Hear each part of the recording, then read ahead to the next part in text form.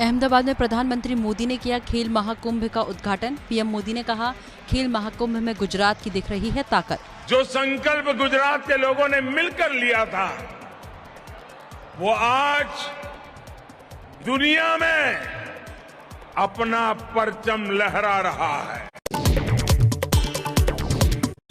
PM Modi ने गुजरात दौरे के दूसरे दिन रोड शो किया। रास्ते के दोनों तरफ लोगों की भारी भीड़ पीएम को देखने के लिए जुटी। पीएम ने लोगों का किया अभिवादन। गुजरात दौरे के दूसरे दिन पीएम मोदी ने किया रक्षा यूनिवर्सिटी के नए परिसर का उद्घाटन। कहा, रक्षा विश्वविद्यालय देश का गहना है। रक्षा क्षेत्र में चुनौतियां हिसाब से काम जरूरी।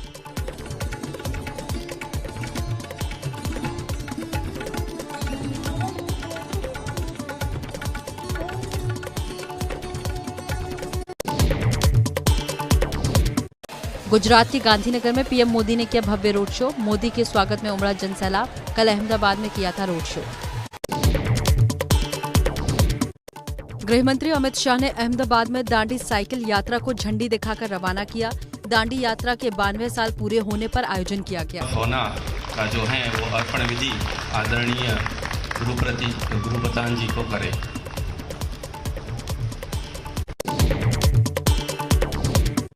20 मार्च के बाद हो सकता है यूपी में शपथ ग्रहण। सूत्रों के मुताबिक यूपी में 4 डिप्टी सीएम बनाए जा सकते हैं। पंकज सिंह और दयाशंकर सिंह योगी सरकार में बनाए जा सकते हैं मंत्री। नोएडा से विधायक हैं पंकज सिंह, वहीं दयाशंकर सिंह बलिया से पहली बार जीते हैं। पूर्व मंत्री स्वाति सिंह के पति हैं दयाशंकर। असीम अरुण का भी मंत्री बनना संभव। यूपी में बनाए जा सकते हैं 4 डिप्टी सीएम। डिप्टी सीएम की रेस में केशव प्रसाद मौर्य, बेबी रानी मौर्य, ब्रजेश पाठक और बीजेपी प्रदेश अध्यक्ष स्वतंत्र देव सिंह का नाम भी चर्चा में। दिनेश शर्मा की छुट्टी हो सकती है। एसपी अध्यक्ष अखिलेश यादव ने पार्टी के विधायकों की बैठक बुलाई। 21 मार्च को होगी बैठक। नए विधायकों के साथ आगे की रणनीति के लिए अखिलेश ने बुलाई है बैठक। बीजेपी के प्रचंड जीत के बाद कल दिल्ली आएंगे सीएम योगी आदित्यनाथ। प्रधानमंत्री मोदी से मिलेंगे सीएम योगी। गृह मंत्री अमित शाह और जेपी नड्डा और राजनाथ सिंह से भी होगी मुलाकात। चुनाव में मिली हार पर शिवपाल यादव का बयान। बोले, गलती हुई, संगठन का पूरा उपयोग नहीं कर पाए। बीजेपी पर लगाया पैसा बांटने का आरोप। अखिलेश यादव के नेतृत्व में जो गठबंधन बना था, तो इसमें कहीं न कहीं खामियां रही हैं, तो उन खामियों का हमें समीक्षा भी करनी होगी। दोबारा सत्ता में आते ही योगी सरकार एक्शन में। 50 साल से ऊपर के दागी पुलिसकर्मियों की लिस्ट तलब की। जबरन किया जाएगा रिटायर। पंजाब के भावी सीएम भगवंत मान ने की राज्यपाल बनवारी लाल पुरोहित से मुलाकात। सरकार बनाने का दावा पेश किया। 16 मार्च को दोपहर 12:30 बजे शपथ लेंगे भगवंत मान। राजभवन की जगह भगत सिंह के गांव खटकर कला में लेंगे शपथ। भगत सिंह के सपनों की आज़ादी को घर घर पहुंचाने का संकल्प भी लेंगे। कैबिनेट अच्छी होगी, ऐतिहासिक फैसले होंगे जो पहले पंजाब में ऐसे नहीं हुए। पंजाब में कांग्रेस की करारी हार के बाद वरिष्ठ नेता सुनील जाखड़ एबीपी न्यूज पर बोले, चन्नी की जगह सिद्धू को सीएम का चेहरा बनाना चाहिए था। हरीश रावत के हार पर बोले, भगवान ने न्याय किया। नवजोत सिंह सिद्धू को भी मौका दिया जाता, मैं समझता हूँ वो बेहतर साबित होते। जो बदलाव था, बदलाव की जो आंधी चली है, इस बदलाव को वो रोक सकते थे। पंजाब के सीएम दफ्तर में नया प्रधान सचिव नियुक्त। वेणु प्रसाद को प्रधान सचिव नियुक्त किया गया। भगवंत मान के सीएम बनने से पहले नियुक्ति हुई।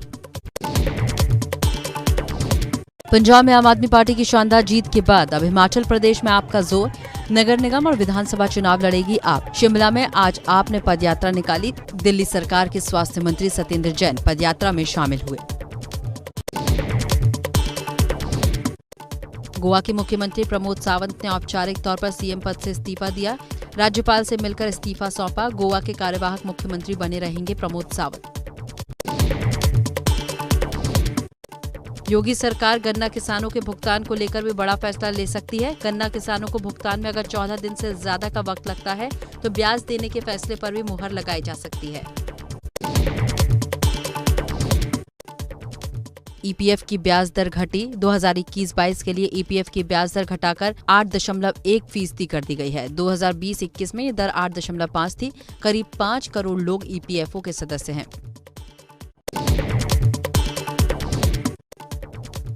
अहमदाबाद में आरएसएस की बैठक का दूसरा दिन। गुजरात में विधानसभा चुनाव से पहले आरएसएस की बैठक काफी अहम मानी जा रही है।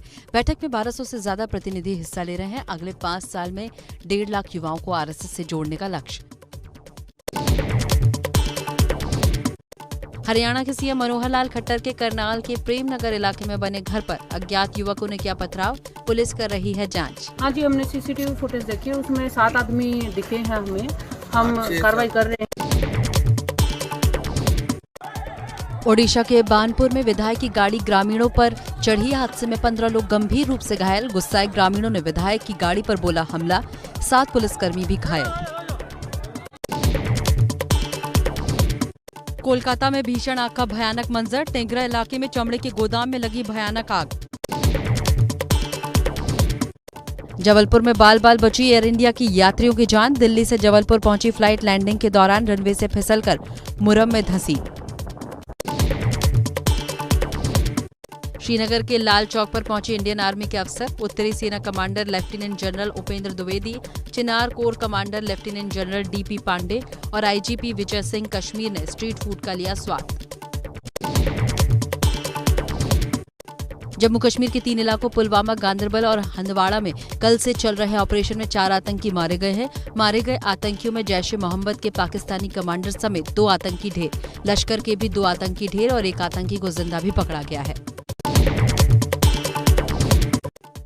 रूस और यूक्रेन के बीच युद्ध 17वें दिन भी जारी। कीव के और करीब पहुंची रूसी सेना। रूस के हमले में स्कूल, अस्पताल और मकान तबाह।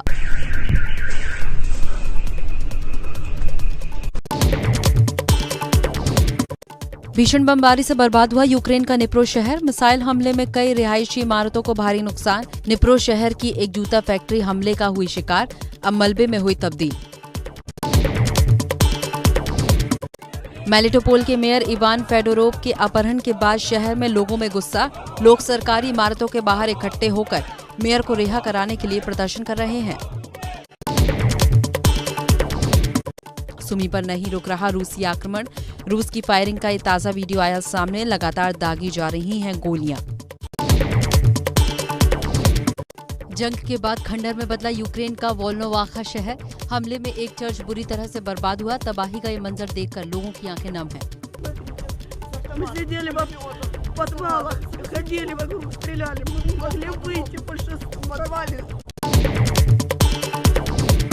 यूक्रेन का निकोलेव शहर जोरदार बम धमाकों से दहला। धमाके की तस्वीरें कैमरे में कैद। बम धमाके में इमारतें हुई तबाह। हमले के बाद वीरान हुए चर्निहीव की तस्वीरें। कई इमारतें रूसी हमले में खंडर में बदल गई हैं। शहर में चारों तरफ बर्बादी का मंजर देखने को मिल रहा है। यूक्रेन के वेनेत्सिया शहर पर हवाई हमले का खतरा। खतरे के चलते रात के अंधेरे में बजाए जा रहे हैं सायरन।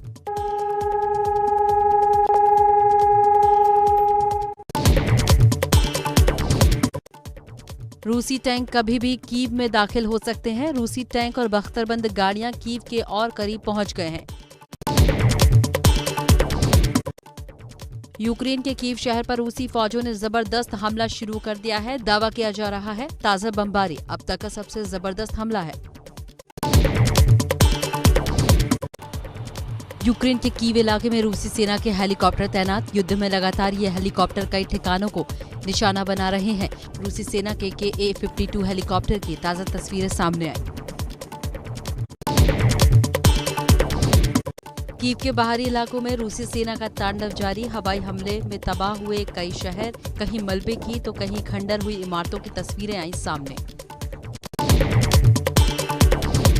डोनेत्स्क में अलगाववादी पार्टी पीपल्स रिपब्लिक ने तेज किया हमला। कई घरों को बमबारी में हुआ नुकसान। विद्रोहियों का डोन्स के गांव पर कब्जे का दावा। यूक्रेन ने कहा है कि रूस ने उसके 3 शहरों पर रूसी स्ट्रेटेजिक बॉम्बर Tu-95 से हमला किया है। हमले में इन 3 शहरों पर कम से कम 10 क्रूज मिसाइलें दागी गई।